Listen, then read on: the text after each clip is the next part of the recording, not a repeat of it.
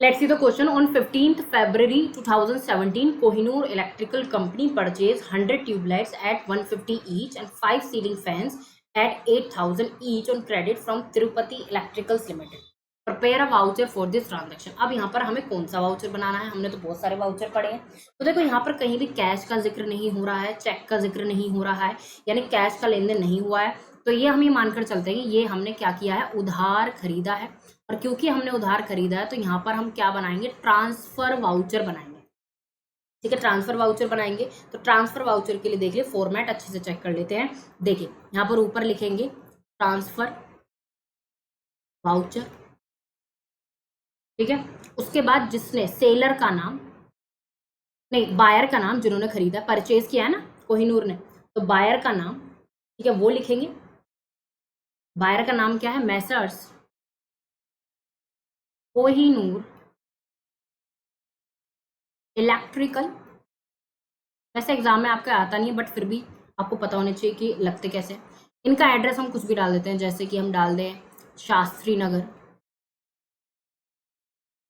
गाजियाबाद, ये हमने डाल दिया, ठीक है। 101 कुछ भी करके डाल दे, 201 कुछ भी मैंने डाल दिया, ठीक है। डेट हम कुछ भी डाल देते हैं। यहाँ पर क्या डेट आज 12 मई है तो मैं 12 मई डाल देती हूँ, 23, ठीक है। उसके बाद वाउचर नंबर हम जरूर डालेंगे, है ना। वाउचर नंबर कुछ भी डाल देते हैं, 007 डाल देते हैं, जेम्स बॉन्ड, ठीक है। ओके, ये हुआ। अब हम बनाते हैं इसका फॉर्मेट। फॉर्मेट कैसा रहेगा, चलिए लाइन ले लेते हैं, ये वाली। ये तो सीधी लाइन हो गई थी तो मैं ये वाली ले लेती हूँ।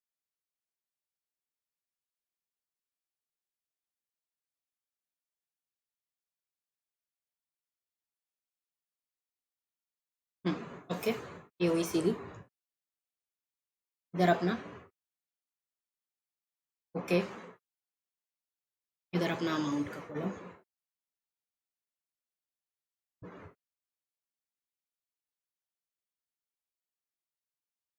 ओके। चलिए अब शुरू करते हैं।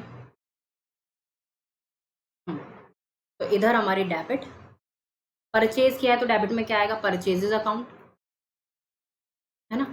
परचेज हम करते हैं ना उधार, तो एंट्री बनती है परचेजेस अकाउंट डेबिट टू, जिससे खरीदा है ना।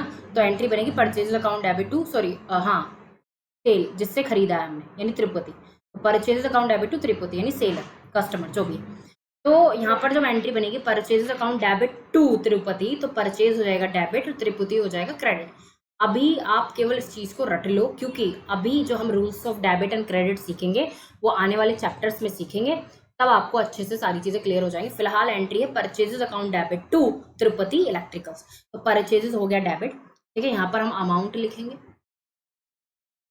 रुपीज में है, ओके। तो हमने क्या खरीदा है, हमने इनसे खरीदा 1000 ट्यूब लाइट्स एट रुपीज। देखो एट द रेट होता है, एट द रेट मतलब एक ट्यूब लाइट कितने की है, 150 ईच, तो कितना हो गया ये 15,000। उसके बाद 5 सीलिंग फैंस, सीलिंग फैंस मतलब छत वाले पंखे, एट रुपीज 8,000 ईच। 8,000 का एक पंखा, तो 5 का कितना हो गया, 40,000। 40,000 हो गया, ओके। टोटल रेट कितना हो गया, टोटल रेट हो गया हमारा 55,000, ठीक है। अब क्रेडिट में कौन आएगा, क्रेडिट में आएगा अपना जो सेलर है, यानी तिरुपति इलेक्ट्रिकल्स लिमिटेड। अब आप आगे देखोगे ना तो हमारा 55,000 ही आएगा, क्योंकि हमने उससे 55,000 का खरीदा। तो टोटल अमाउंट जो आएगी, जब आप ट्रांजैक्शन करोगे ना, आगे जाके एंट्रीज बनाओगे, तब आपको यहाँ पर इसका जो हमने बनाया है ये आपका अच्छे से समझ में आ जाएगा कि अच्छा यहाँ से एंट्री ऐसे ऐसे बनती है, ठीक है।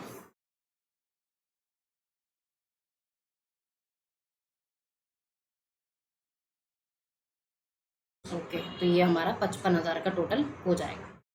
इसके भी टोटल रुपीस कितने हो जाएंगे, 55,000। तो ये हमारा बना वाउचर। इसको कहते हैं क्या, वाउचर, ट्रांसफर वाउचर कहते हैं, क्योंकि ये उधार खरीदा गया था। ठीक है। सो आई होप अगर एग्जाम में आ जाता है कभी कभी तो आप ये फॉर्मेट याद कर सकते हो क्योंकि आपकी बुक में दिया हुआ है। ठीक है, आप फॉर्मेट अच्छे से याद कर लेना, बाकी जो क्वेश्चन में दिया हो वो ट्रांजेक्शन लिख देना। खरीदा है तो परचेज डेबिट टू सेलर का अकाउंट आ जाएगा। अगर बेचा होता तो जो खरीदार है उसका नाम ऊपर आ जाता और क्रेडिट में सेल्स चला जाता। ठीक है। So I hope this is a proper explanation to this question.